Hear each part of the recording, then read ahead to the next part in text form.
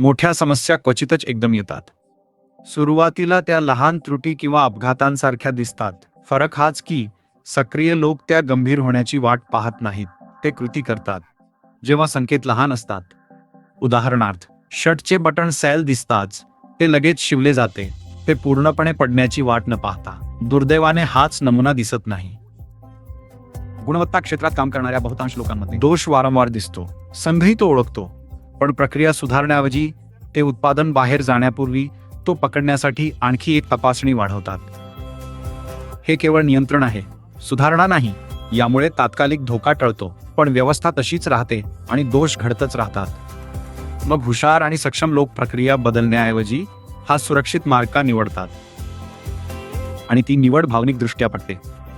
आरामदायी स्थिती सुरक्षित वाटते कारण ती जोखीम आणि संघर्षापासून वाचवते. बदल आपल्याला ओळखीचे क्षेत्र सोडून जबाबदारी स्वीकारून पुढे जाण्यास सांगतो. परिणाम नक्की काय होतील हे कळण्यापूर्वीच.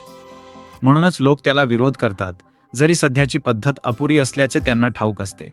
हा जुना नमुना असून गुहेबाहेर पडलेल्या तिघांच्या कथेतून तो स्पष्ट होतो. तोच नमुना या जुन्या कथेत आहे. एका गडद गुहेत राहणाऱ्या जमातीतील तिघांनी अज्ञाताकडे जाण्याचे ठरवले. त्यांनी उष्णता, थंडी, काटे, भीती आणि अनिश्चिततेवर मात करत प्रकाश मिळेपर्यंत प्रवास केला. मग जे पाहिले ते सांगायला ते परतले. पण त्यांनी प्रकाश, रंग आणि बाहेरील जगाचे वर्णन केल्यावर जमातीने त्यांना नाकारले. जुन्या पद्धतीत गुंतलेल्यांना नवी विचार सुरुवातीला प्रेरणादायी वाटत नाहीत, ते धोकादायक आणि विस्कळीत वाटतात.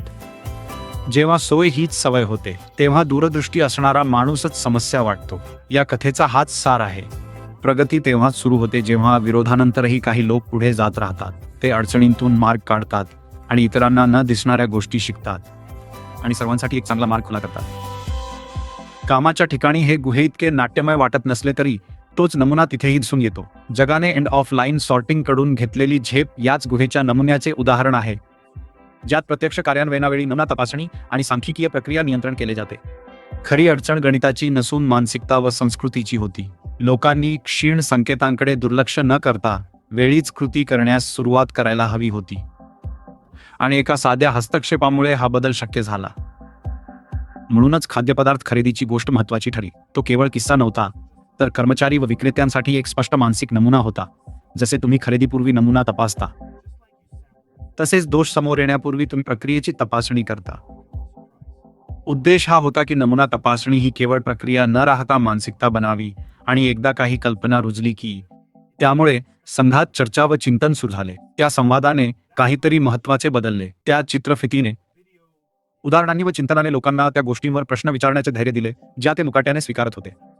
दुर्लक्षित संकेतांची दखल घेतली जाऊ लागली. खासगी राहिलेल्या प्रश्नांवर आता चर्चा होऊ लागली. समस्या वाढण्याची वाट न पाहता त्या लहान असतानाच लोकांनी कृती केली. तेव्हाच मोजता येण्याजोगे परिणाम दिसू लागले, आणि याचा लाभ कामातच दिसून आला. लोकांनी लवकर लक्ष देणे, बोलणे आणि संकेतांवर कृती केल्याने उत्पादन सुधारले, गुणवत्ता वाढली आणि कारखान्याला सर्वोत्तम गुणवत्तेचा मान मिळाला. उत्पादनातील खात्रीशीर संस्कृती. पुढाकार हेच साध्य करतो, पण मालकी हक्क म्हणजे काहीतरी अधिक. म्हणजे धोका वाढण्यापूर्वी मदतीसाठी हात वर करणे आणि कळवणे. सक्रिय मानसिकता वरिष्ठ स्तरावर कळवण्यासही लागू होते. लवकर कळवणे हे कमकुवतपणाचे लक्षण नसून तो मालकी हक्काचाच एक भाग आहे.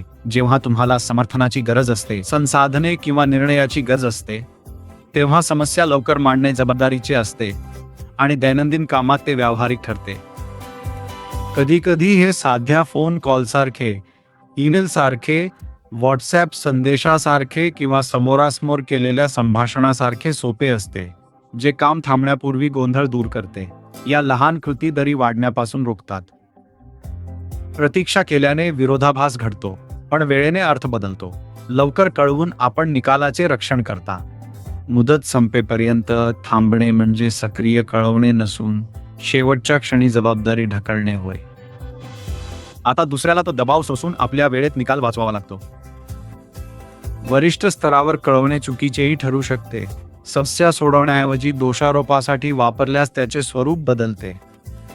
दुसऱ्या संघाशी न बोलता किंवा स्वतः प्रयत्न न करता विषय वर पाठवणे म्हणजे जबाबदारी टाळणे होय.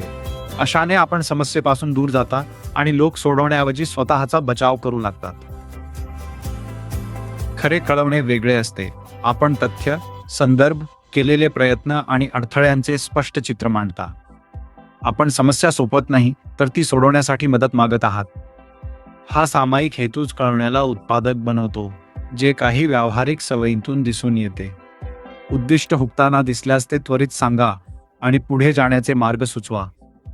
यामुळे लोकांना निवड, पाठिंबा किंवा बदलासाठी वेळ मिळतो. हे अनपेक्षित संकटाचे रूपांतर संघ हाताळू शकणाऱ्या समस्येत करते. 2 प्राधान्यक्रम भिडतानाही हेच तत्व लागू होते. 2 तातडीची कामे येताच वेळेत कळवण्याने कामगिरी सुरक्षित राहते. अंदाज, अतिवचन किंवा नुकसान होऊ देण्याऐवजी नेत्यांना त्वरित सहभागी केल्याने वाव असतानाच प्राधान्यक्रम पुन्हा ठरवता येतात. आणि कधीकधी सर्वात सक्रिय पाऊल त्याहूनही सोपे असते. ताण सर्वांना दिसण्यापूर्वीच मदत मागणे. आणि जेव्हा तुम्हाला माहीत असते की तुम्हाला मदतीची गरज भासणार आहे, तेव्हा सावरण्यासाठी वेळ असतानाच विचारा. हे परावलंबित्व नसून सक्रिय शक्ती आहे. हे जागरूकता, निर्णय आणि बांधिलकी दर्शवते. जेव्हा लोक सातत्याने अशा प्रकारे काम करतात, तेव्हा नेते आणि संघांचीही महत्त्वाची भूमिका असते. ही वर्तणूक टिकवणे नेत्यांच्या हाती असते. ते लवकर बोलणे सुरक्षित करून विश्वास निर्माण करतात, शक्य अपेक्षांतून स्पष्टता आणतात आणि लपवण्याऐवजी सोडवण्यास मदत होईल असा प्रतिसाद देऊन पाठिंबा देतात. नेत्यांनी मालकी हक्क बळकट केल्यास संघ लवकर कृती आणि योग्य माहिती देण्याची शक्यता वाढते आणि हीच संस्कृती बनते. उत्तम संघ संस्कृती अशीच असते. लोक वेळीच बोलतात, शक्य ते सोडवतात आणि जे पेलवत नाही ते वरिष्ठांकडे सोपवतात. समस्या आटोक्यात असतात समोर येतात. काम बिघडण्यापूर्वीच मदत मिळते आणि जबाबदारी टाळण्याऐवजी ती विभागून घेतली जाते. हाच तो दर्जा आहे जो हा संपूर्ण विभाग प्रस्थापित करत आहे आणि तो आपल्याला एका अंतिम आव्हानाकडे घेऊन जातो. सुरुवातीला जाणवणारी उणीव बदलणे सर्वात सोपे असते. ती वेळीच ओळखा, दुर्लक्ष करू नका. समस्या लहान असतानाच पाऊल उचला आणि गरज पडल्यास शहाणपणाने वरिष्ठांची मदत घ्या. सुधारणा करत राहा, जेणेकरून तीच समस्या पुन्हा येणार नाही. कारण प्रगती त्यांच्याच वाट्याला येते जे वेळीच पाऊल उचलतात. केवळ समस्या पाहण्यासाठी डोळ्यांना नाही, तर विश्लेषणासाठी मनाला आणि कृतीसाठी हातानं प्रशिक्षित करा. प्रत्येक निरीक्षण ही संस्थेला बळकट करण्याची संधी असते. एका सामान्य आणि जागतिक दर्जाच्या संस्थेमधील फरक बुद्धिमत्तेचा नसून सधींकडे दुर्लक्ष न करता प्रत्येक निरीक्षणाचे रूपांतर शाश्वत सुधारणेत करण्याच्या इच्छेचा असतो.